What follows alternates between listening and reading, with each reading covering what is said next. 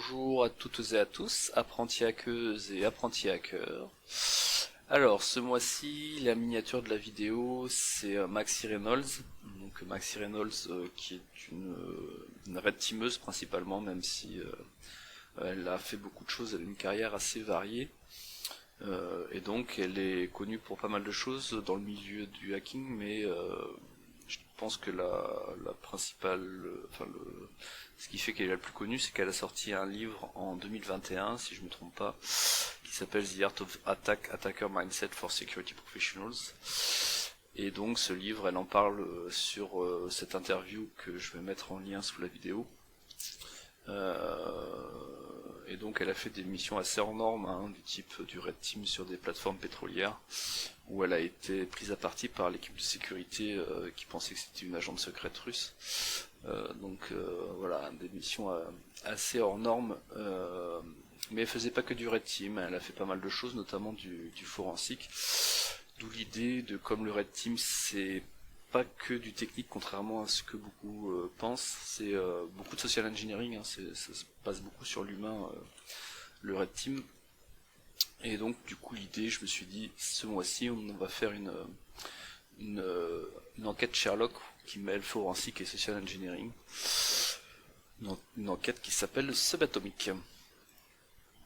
Et du coup, avant d'entamer cette bombe atomique sous électrons, on va d'abord faire la minute frime, puisque j'ai entamé l'année 2026 en première position française. J'en profite pour vous souhaiter une bonne année. Puisque qui démarre pas mal pour moi, puisque je suis en décembre, je suis passé 8ème mondial et donc en première position française.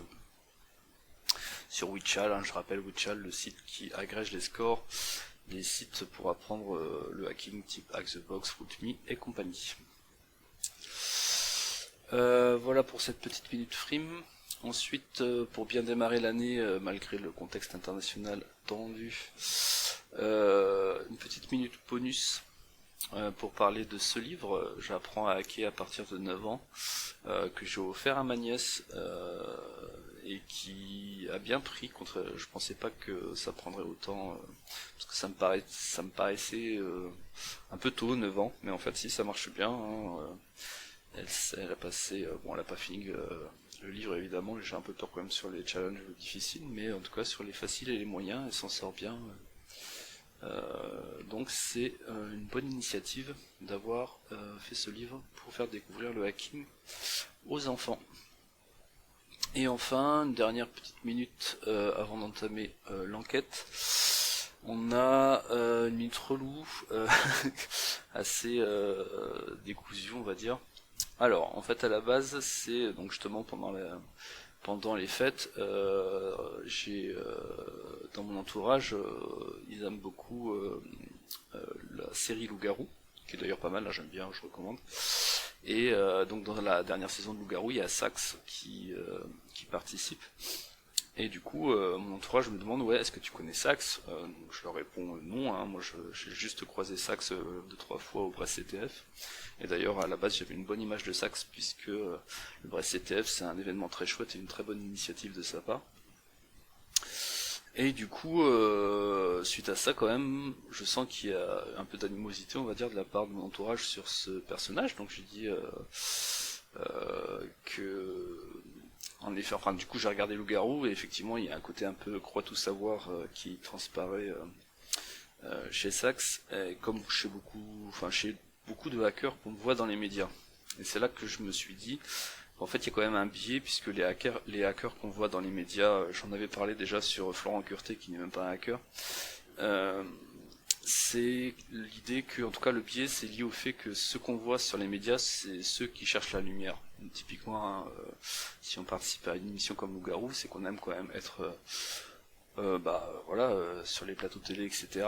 Et du coup, c'est pas forcément très proche du hacking à proprement parler, puisque par définition, hein, quand on aime le hacking et on veut devenir hacker ou hackeuse, c'est parce que on aime être un fantôme quelque part, hein. Donc on est un fantôme sur le réseau, sur le système, on aime rester dans l'anonymat, rester dans l'ombre.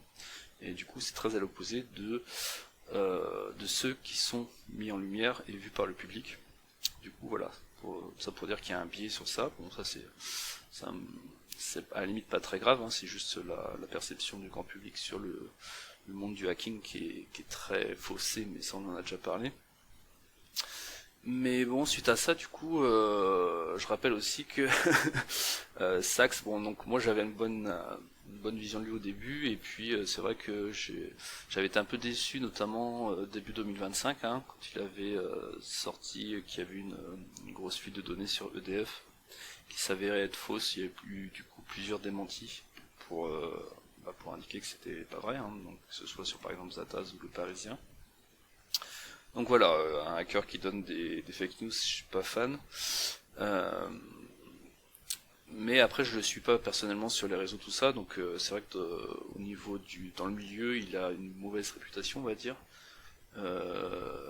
Mais bon voilà, je le connais pas plus que ça, donc je sais pas à quel point c'est fondé ou pas cette mauvaise réputation. Du coup voilà, en tout cas j'étais un peu surpris en lisant l'article de Mediapart qui est sorti le 31 décembre sur les fuites de données. Puisque cet article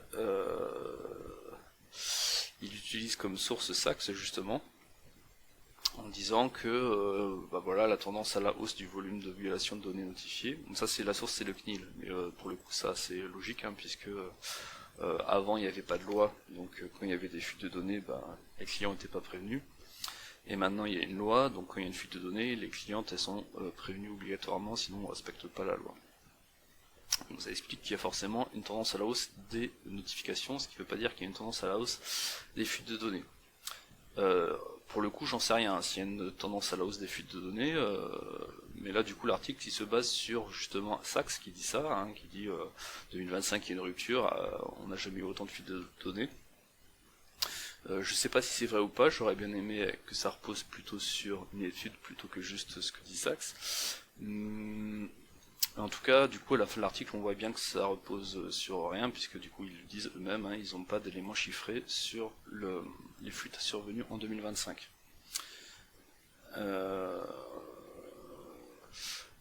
Donc voilà, bon, c'est un peu triste de faire un article avec aussi peu de sources.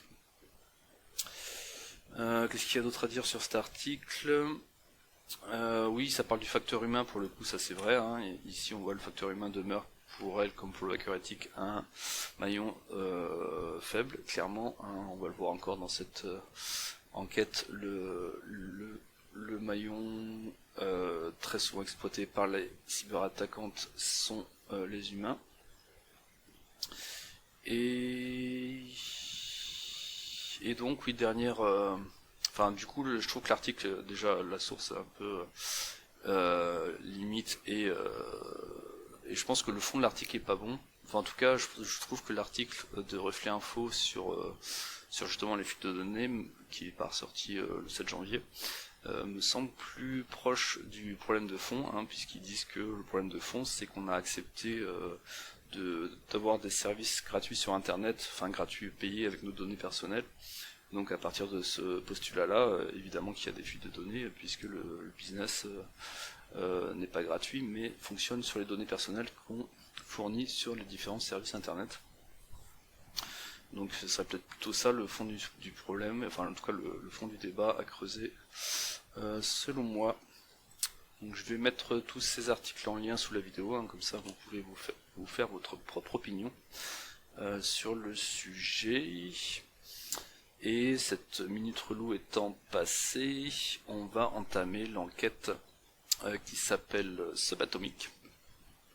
Alors, Subatomic, le scénario c'est quoi ? C'est que un ou une employée a son compte Discord qui contacte un peu tout le monde en envoyant des liens suspects. Du coup, il faut creuser pour comprendre pourquoi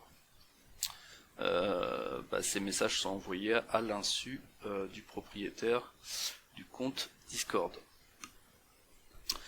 Donc première question, quel est le LMPH du malware ? Donc on se retrouve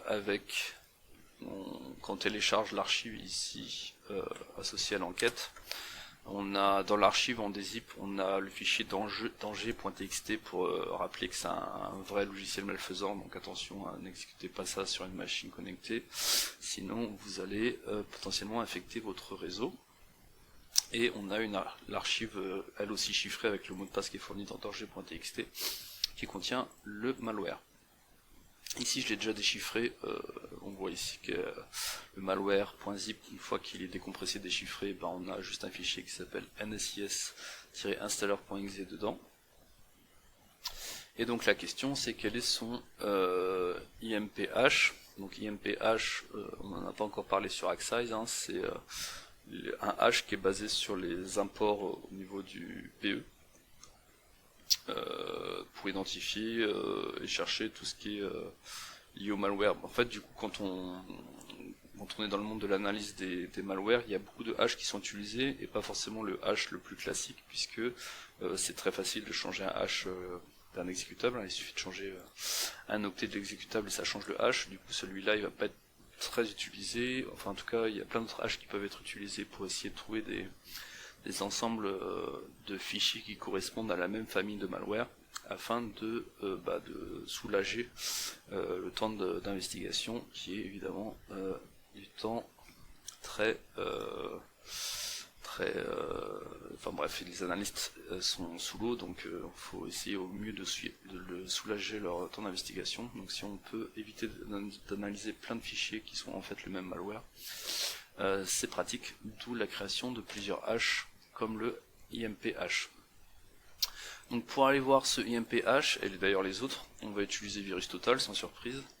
Et VirusTotal, je vais chercher dedans. Alors on va sur le site et je vais chercher dedans le hash que je viens de calculer avec SHA-256 du binaire. On voit qu'il a déjà été analysé. Et si on va sur Details, on voit un paquet de hash dont le UMPH qui est celui qu'on cherche sur la question 1, B34 quelque chose, c'est bien B34 quelque chose. Et là on voit qu'il y a différents autres hash dont je ne parlerai pas cette fois-ci, mais qui sont aussi utiles, notamment le SSDIP, sur ces histoires de catégorisation automatique de fichiers, pour éviter de les analyser. Alors, question suivante, les premières elles sont relativement simples. Le malware contient une signature digitale, quel est le nom du programme spécifié dans la structure de données SPC SP Opus Info. Là du coup pareil, pas besoin d'aller très loin, sur VirusTotal c'est fourni. Si on fait une recherche sur la structure en question, on voit que c'est Windows Update Assistant. Donc on peut répondre à la question rapidement. Donc ça c'est pour dire que le malware est parfois signé, évidemment la personne qui a créé le malware n'a pas les clés privées de Microsoft ou pour signer un malware en tant que Microsoft, mais par contre elle peut signer avec une clé qui n'appartient pas à Microsoft en essayant de faire croire que ça appartient à Microsoft, en utilisant notamment donc des noms qui ressemblent à des trucs Microsoft type Windows Update Assistant. On arrive à la tâche 3. La tâche 3, ça parle du GUID. Alors GUID, pour rappel, ça veut dire Globally Unique Identifier. Et donc c'est en français un identificateur global unique. En gros, c'est un système qui permet à des systèmes distribués d'identifier de façon unique une information sans coordination centrale importante. C'est très souvent utilisé sur plein de choses, puisque c'est très utile faire comme on l'a dit, pour identifier une chose d'une manière unique sans nécessiter une infrastructure importante. Donc pour ça va commencer à être plus compliqué. Donc la première chose qu'on peut faire, c'est regarder donc le fichier malware en question. On voit que c'est un exécutable 32 bits. Et on voit surtout que c'est un Nullsoft Installer Self-Extracting Archive. Donc quand on double-clique dessus, ça va automatiquement se désarchiver, se décompresser. Et du coup, Nullsoft Installer, il faut un petit module pour voir un fichier. Si je le décompresse sur Linux, je vais pas avoir toutes les informations qui sont utiles. Du coup, il va falloir le faire avec 7-zip et un petit module en plus qu'on peut trouver ici pour celles qui n'ont pas envie de installer une usine à gaz. Je vais par exemple le mettre ici. Donc ce petit module de 7-zip qui permet donc de décompresser comme il faut toutes les informations présentes dans une archive NACS. Et par contre, si vous avez une VM Flare, autant utiliser une VM Flare qui a déjà ce module installé si vous avez utilisé l'installation par défaut. Donc c'est ce qu'on va faire. Donc là j'ai mis une VM Flare. En subatomique, j'ai mis le fameux exécutable qu'il ne faut pas exécuter puisque c'est un vrai logiciel malfaisant. En tout cas, ne pas exécuter sur une VM qui n'est pas isolée, etc., etc. Mais là pour l'instant on va pas l'exécuter, on va simplement faire un 7-zip, ouvrir l'archive ou extraire ici carrément. Et donc comme ce 7-zip sur la VM Flare a le module NACS installé, il est capable d'extraire ce fichier NACI qui n'était pas, si vous le faites sur Linux ou sur un 7-zip classique, vous n'aurez pas ce fichier qui sera décompressé. J'aime pas trop cette configuration, donc je vais juste vite fait passer en solarized. J'ai mes yeux qui aiment pas trop quand c'est trop lumineux. Voilà. Et donc dans cette archive, si je reviens à la question qui était quel est le GUID utilisé lors de l'installation, et bien si on voit dans ce NACS script, on voit qu'il y a pas mal de choses, hein. Donc il y a les langues de différentes chaînes de caractères qui doivent être utilisées lors de l'installation, ça on s'en fout un peu. Et si on descend, là on a d'autres choses qui, donc ça semble être des instructions pour l'installation, où on cherche un GUID, donc GUID ça ressemble à ça. Donc, des chaînes de caractères un peu longues, on voit qu'il réapparaît ici, et en fait on a pas mal de lignes qui vont citer le même GUID, ici encore. Donc bon là comme c'est un Sherlock, on peut tenter la réponse, comme ça on voit si ça valide, et ça valide, c'est bien ça. Évidemment dans une préanalyse il faut analyser pour confirmer que c'est bien ce que l'on cherche. Voilà pour cette tâche 3. La suivante, elle parle d'un package.json avec des métadatas associés, et donc elle demande la licence qui est liée à ce malware. Alors du coup, là on va encore utiliser une dernière fois je crois Linux avant de passer complètement sur Windows. Et l'idée c'est que je vais... tiens d'ailleurs je vais extraire NACS installer. Comme ça permettra au passage de vous montrer que quand on le fait avec un 7-zip qui n'a pas le module, comme vous le voyez on n'a pas le fichier NACS qu'on avait pu avoir ici, .NACI. Mais par contre le reste se décompresse bien. Et l'idée c'est du coup de chercher un package.json, parce que c'est dans la question. Qu'est-ce que dans l'archive quelque part on a du package.json? Et là on nous répond pas mal de choses.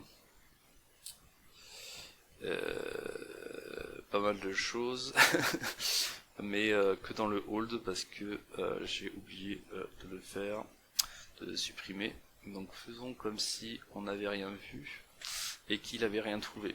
Donc là, vu qu'il a rien trouvé, ce qu'il faut faire, c'est regarder un petit peu ce qu'il y a dans les différents fichiers. Donc si je fais par exemple le plugin, dans le répertoire plugin, je regarde ce qu'il y a, et là on voit qu'il y a un 7-zip qui n'est pas décompressé, donc on va le décompresser. Voilà, on peut regarder le deuxième dossier, mais je crois qu'il n'y aura rien d'intéressant. Et là si je refais ma recherche de package.json, ce coup-ci on ignore le hold, ça c'est on fait comme si ça n'existait pas.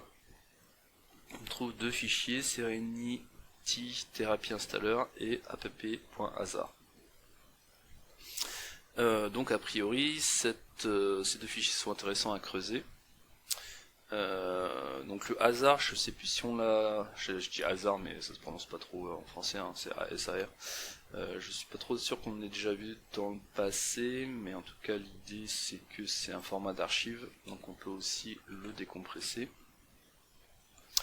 Je peux le faire sur le Linux, mais comme on aura besoin de le faire sur Windows, autant aller sur Windows de suite. Donc il est... Ah ouais, du coup on n'a pas encore décompressé ici. On l'a fait sur la Linux mais pas sur la Windows. Donc je vais décompresser cette archive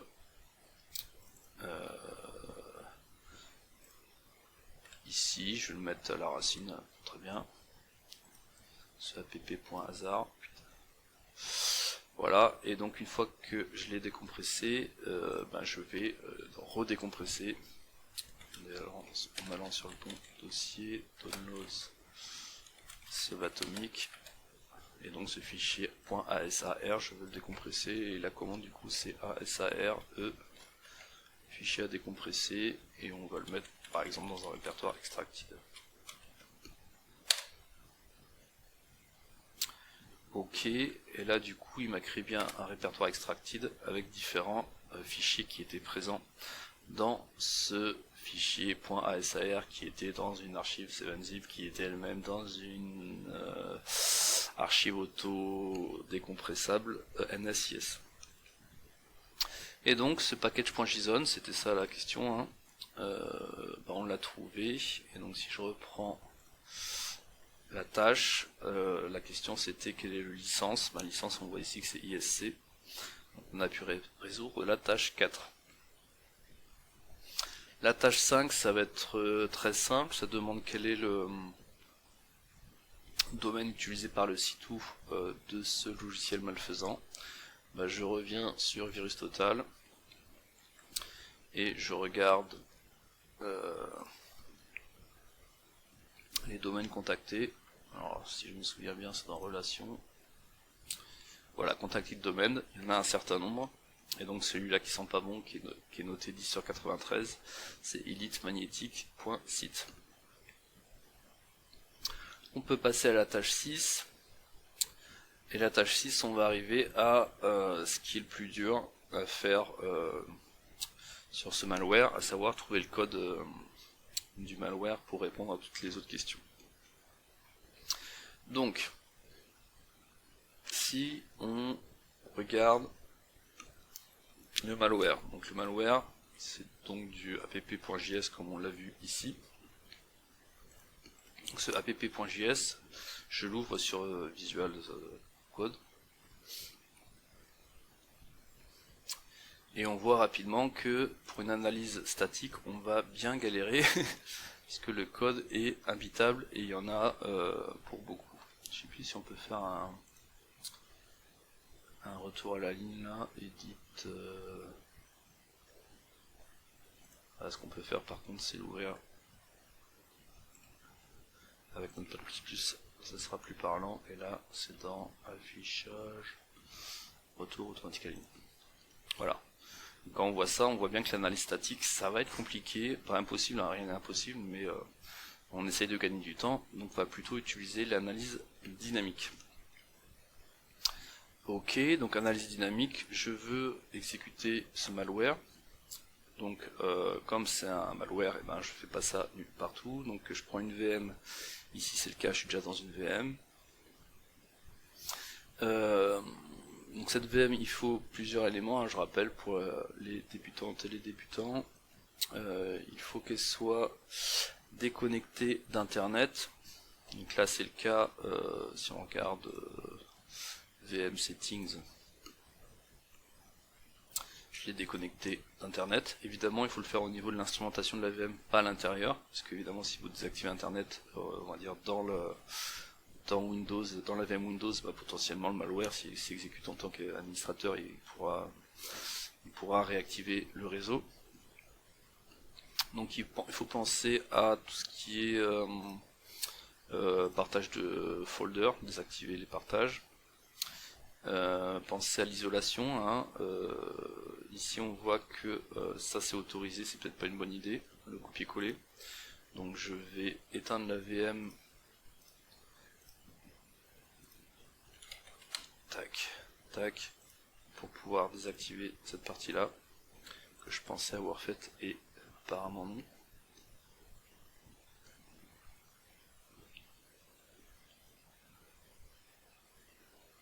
Et il faut aussi désactiver l'antivirus, évidemment, hein, ça c'est parce que sinon l'antivirus va shooter le logiciel malveillant et vous pourrez pas l'analyser. Mais ça, du coup, vu qu'on est sur une Flare VM, c'est déjà fait en amont.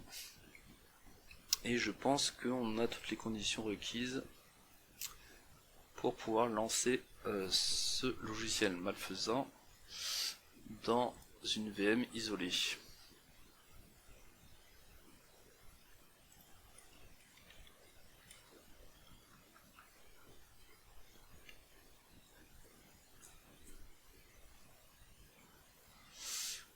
Ce qu'il y a bien sur Flare VM, c'est que il met bien, si vous vous connectez à Internet, on va le voir tout à l'heure, ça change le fond d'écran et ça met un truc rouge pour bien montrer attention là où vous êtes connecté à Internet. Donc ça permet d'avoir un truc très visuel pour se rappeler quand on est connecté à Internet ou pas. Donc je reviens sur mon malware qui est dans Extracted. Je l'ouvre avec Visual Code. Et là je fais Run Start Debugging, puisque je vais débugger le malware. Ici il me demande si je lui fais confiance, bah non, mais je suis dans une VM qui de toute façon est blindée. C'est du Node.js, je le lance. Et là il me met... j'arrive pas à utiliser le module Primno. Donc Primno, si on retourne sur le package.json, on voit en effet qu'il a besoin d'utiliser des API de Primno en version 1.1.1. Donc je vais l'installer avec PowerShell. Hop, npm install @primno dp-api en version 1.1.1. Évidemment, là, il a besoin d'accéder à Internet, donc il va pas réussir à l'installer si je lui remets pas Internet. Donc, je lui remets Internet et on va en profiter pour voir qu'on voit en bas ça passe en rouge et si vous regardez le fond d'écran, hein, ça met bien Internet Enable, attention. Donc là il faut évidemment surtout pas cliquer sur exécuter, puisque sinon vous allez, bon là il s'exécute pas comme il faut, mais s'il s'exécutait comme il faut, vous pourrez contacter son site web sur internet.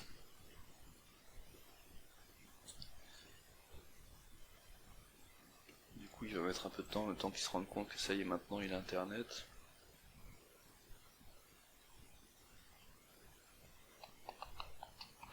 C'est la partie la plus touchy de cette enquête qui est en niveau moyen sur Hack the Box.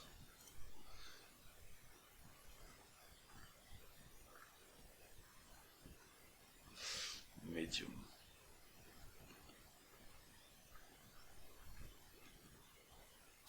Voilà, il a fini par installer les deux packages. Donc on va pouvoir retenter l'exécution. Donc je recoupe internet.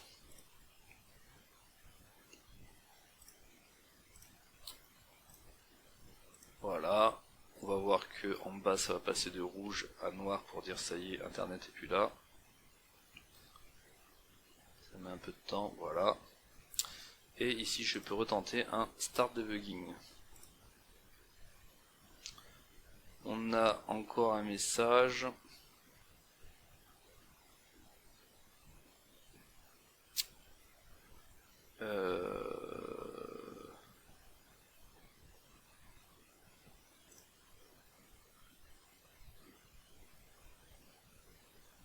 Comment ça se fait là?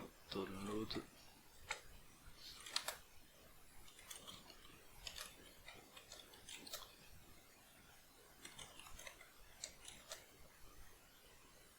Là j'ai bien download subatomic extracting node module primno. On va plutôt y aller avec ça. Rhino, DP API. Et on va voir le package.json. C'est bien du 1.1.1.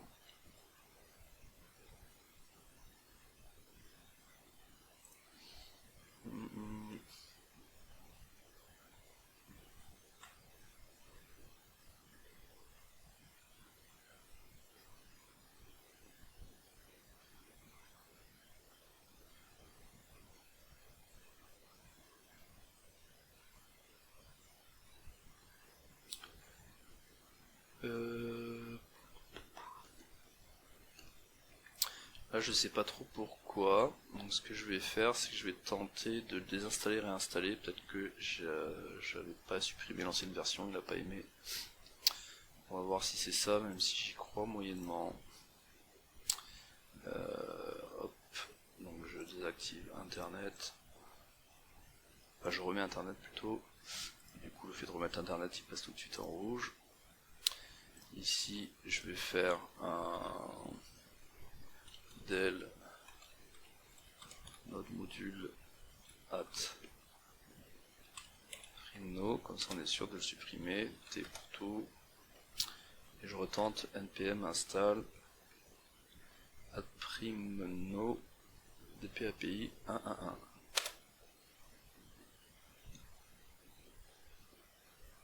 Ça sera install sans souci, et il me semble que ouais, il avait pas mis le même message, pardon. Donc j'avais dû pas le faire, peut-être qu'il faut être dans le bon répertoire. Je suis pas un pro sur npm, mais c'est peut-être ça qui posait souci.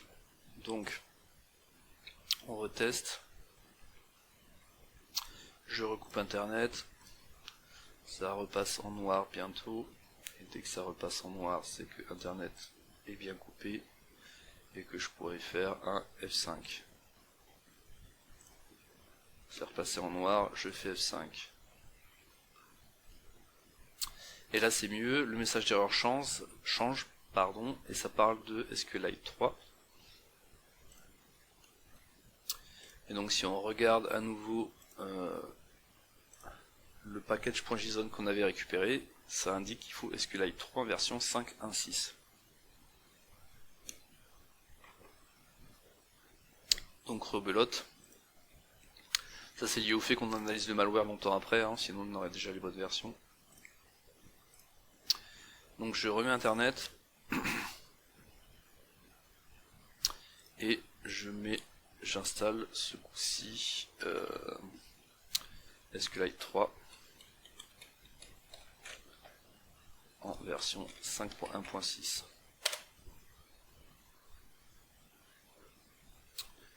Ok, je recoupe internet.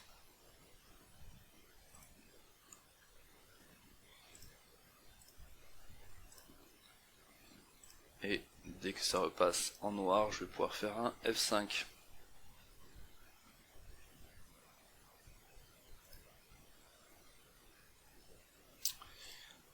Ok, F5. Ce coup-ci, ça a l'air d'aller. Le malware s'exécute sans planter. Donc j'ai bien toutes les librairies qu'il fallait installer. Si on regarde sur le loaded script, on voit qu'il y a un eval qui est fait. Et là, on a le code on va dire le code propre des obfusqués, qui sera beaucoup plus simple à analyser. Et on va pouvoir répondre à toutes les questions de l'enquête assez simplement maintenant qu'on a fait cette étape la plus compliquée. Donc la question 6, c'était le malware récupère une adresse IP publique, quelle est l'URL utilisée. Bon, on avait déjà l'info sur VirusTotal, hein. Pour rappel, on savait que ça tapait IP.info, c'est juste qu'on n'avait pas l'URL, donc là on peut chercher IP.info en faisant un CTRL F, et on tombe rapidement sur l'URL, qui est donc ip.info.io/vison.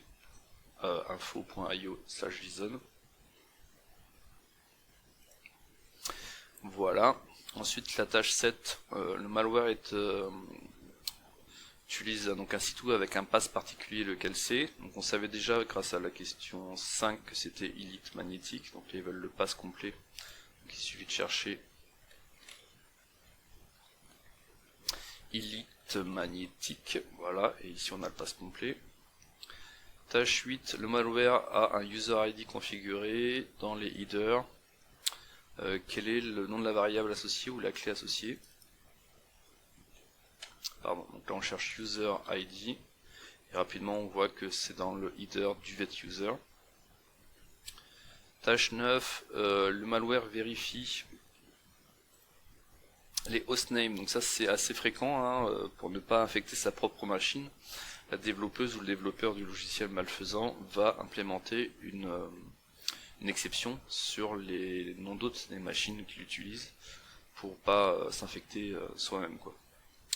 Donc ici on va chercher, vu qu'on nous fournisse une machine qui commence par Arch, on va pouvoir chercher Arch et on tombe rapidement sur ce check qui vérifie les noms d'hôtes des machines. Et donc eux ils veulent qu'on fournisse celle qui commence par Arch et donc c'est Archibald PC.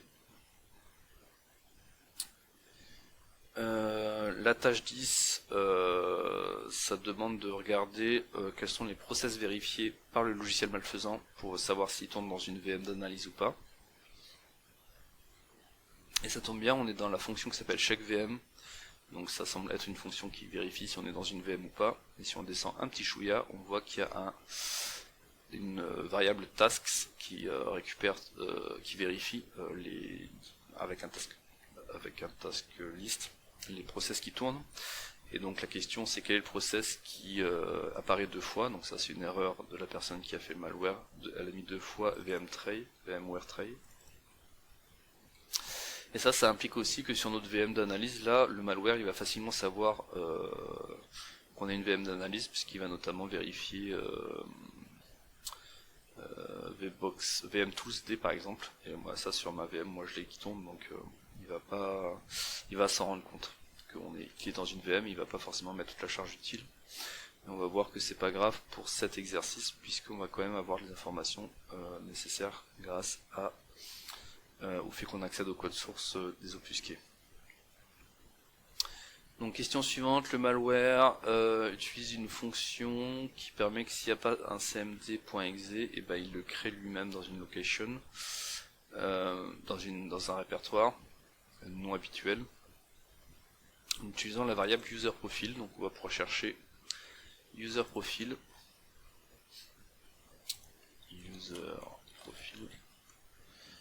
Il n'y a que deux réponses, donc c'est vite fait. On tombe directement au bon endroit et on voit qu'en effet, si ça n'existe pas, il va créer dans userProfile document cmd.exe ce cmd.exe pour pouvoir effectuer d'autres choses ensuite. On arrive à la tâche 12.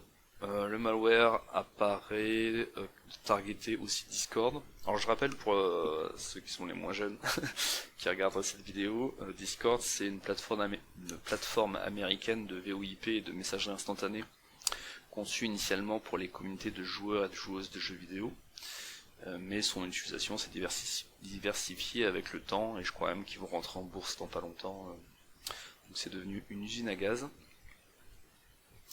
Et donc le malware target Discord, mais target aussi des navigateurs internet, notamment Firefox. Et donc la question c'est quelle commande est utilisée pour localiser les cookies Firefox. Donc ici on va faire une recherche sur Firefox. Il y en a 20, donc ça commence à faire, mais si on les passe un par un, ça peut aller assez vite. Donc allons-y. Style Firefox token, nous on cherche plutôt les cookies que les tokens. Firefox cookies, ça commence à sentir bon ça.